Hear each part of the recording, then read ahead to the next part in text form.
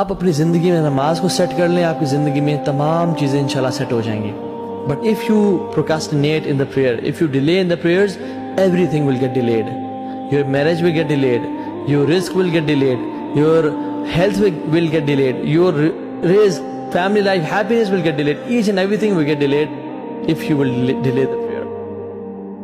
عمر بن خطاب اپنے صحابہ کو کہتے تھے کہ میرے صحابہ، سب سے پہلی چیز جو ریکوائرمنٹ تمہاری ہے وہ نماز کو قائم کرنا. جس نے نماز کو قائم کیا اس نے دین کو قائم کیا، اور جس نے نماز کو چھوڑ دیا اس نے اپنے دین کو چھوڑ دیا اور دین کو ترک کر دیا. اور کتنے لوگ ہیں جو ہم لوگ یعنی نماز پڑھتے ہیں